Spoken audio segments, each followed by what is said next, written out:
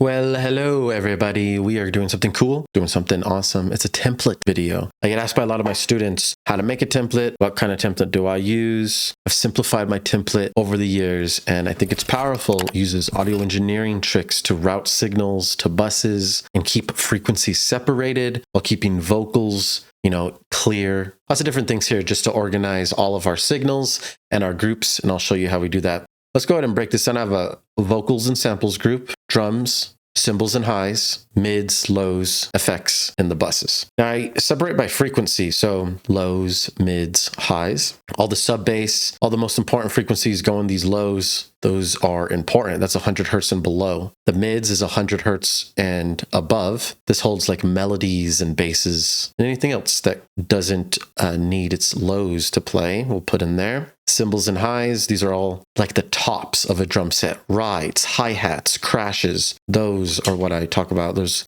take up the very high frequency spectrum. And then drums will be separate so that we can get our side chain set up. This is a kick. We can place any audio kick here. And then we have a group to put our snares, claps, or snaps. I like to layer these usually, so that's why there's a group here. And then all these extra audio tracks for like percussion or any other drums that we want, shakers, vocals and samples. Vocals are really important. And then any random samples that I get will go in here too. I'll EQ these individually. Most of these groups will have automatic EQs on them. So as soon as I drag something into the group, it gets EQ'd automatically. The last group is effects and sweeps. For all the impacts and sweeps, white noise, all the background effects will be in here. Very important. All of these signals usually would go straight to main, which is the master, on your regular template. But what we're doing is we're sending each one of these groups, the signal goes to a bus. And the bus is essentially just another audio track that allows signal to go into it, like this one. This is a Vox and Samples audio track that I renamed, and then we put it on in so that it can receive signals. It turns blue, and up here at the Vox and Samples group,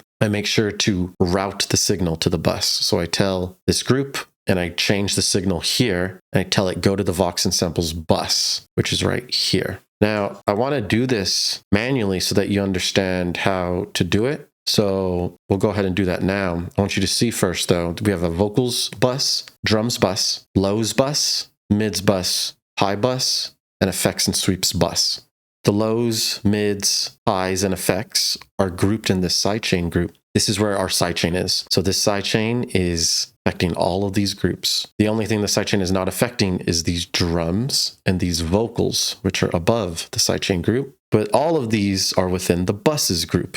The buses has extra effects here that are turned off. You can use those whenever you want. But we want to get these signals here. So basically, you'll make a couple audio tracks like this. 1, 2, we'll do 6. And then you'll just simply rename them to Vox, drum, lows, mids, highs, and effects. Now, the vocals and the drums are not going to be in the sidechain, but all of these will. So I'm going to group all these four. Command G, call it sidechain, minimize it. I'll hold Shift, click up here to select all of them, and do another group and call these buses. Now I'm going to delete my old buses. This is our new buses. It should look like this. But we have to set it to in. So go ahead and click in on every single audio track that we just made. After you hit in, that allows us to send the signals. So we can minimize the buses and then open up each group. So vocals, change the output signal to vocals. And now we're matching and linking each one. Drums goes to drums. Cymbals and highs goes to the highs. Mids goes to mids. Lows goes to lows. And lastly, effects goes to the effects. Now, if we look back in our buses, everything turns blue. These 38, 39, they're blue now. That is showing us that the signal's going into it. So anything I put in the drums, we'll go ahead and look at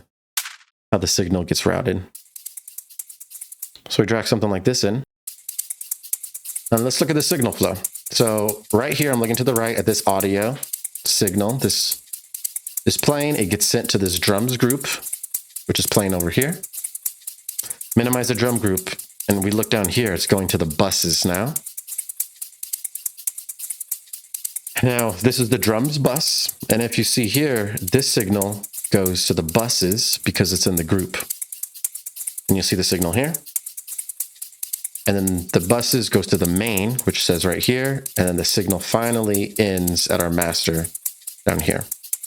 Now, once you're making EDM, there could be a lot of different tracks, a lot going on. So if you separate your frequencies, you separate your drums and your vocals, you have a lot more room to mix with. And I like to add limiters like a Pro L to each bus, or even like on the drum bus, we can add a literal drum bus, effects like this. And you can post-process each group separately, get your drums fat, EQ everything perfectly, and it's just a lot more control. And by the time everything gets to the master down here, it's cleaned, it's limited, it's controlled so that we barely do anything on the master. The master is very minimal here. We just have an Ozone 8 with EQ and imager. EQ is doing a little bit of mid-side EQ. The mid is turned down here, 540, 5.5 thousand. Side's doing nothing. And then the imager is just making stuff wider. So like this is a little wide, little width, turn this all the way down. All the frequencies underneath 150 are mono. That's what this is doing. Very important. You could also just add a utility and click bass mono if you don't have Ozone. G-clip, make sure it clips at 0 so it does not go past 0. It does not redline. The Pro L is on 4 times oversampling just to prevent aliasing, and then 2 meters to measure. So measuring loudness here, measuring width here. That's about it.